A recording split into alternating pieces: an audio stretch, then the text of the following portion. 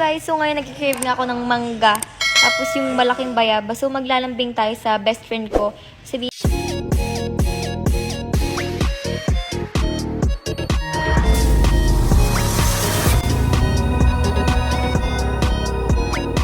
Hello guys, so ngayon nagkikrave nga ako ng mangga.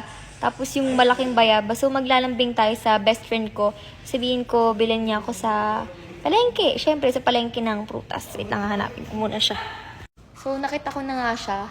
Ewan ko anong nag-drawing. Nag-drawing. Ano yan? Nag-drawing ka? Hindi, wala. Nag-ano lang kami. Nakita lang ako lapis tsaka ball.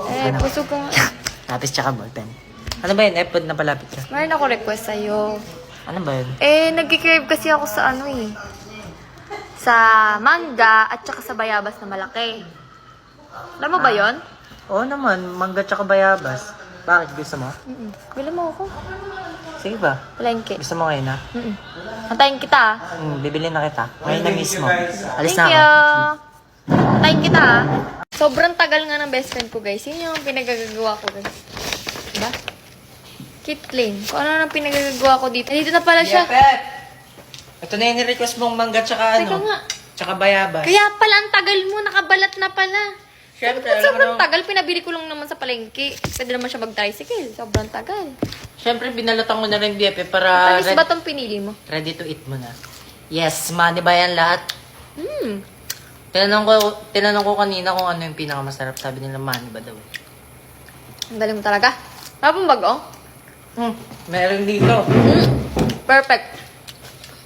Ba, mahilig ka na sa bagoong? Yung bagoong na kailangan natin sa vlog eh. Binaisip mo lang eh. Diba? Kasi, Ibang klase mag-ong yun eh. weteng. Kinakain mo rin pati yung buto? Ano kaya mo talaga? Sabi nila Welcome. pag kumain ka daw ng buto, magkakapuno daw sa loob ng tiyan. Bata ka pa ba? Naniniwala ka pa sa ganun. Thank you, masarap naman yung mangga. Nabawi mo ako dun. Welcome na. As always, basta cravings mo. Yay. Tikman na. Go cheers. Wait, bakit? Wait, bakit? Pwede ka rin magdahil. Bye, guys.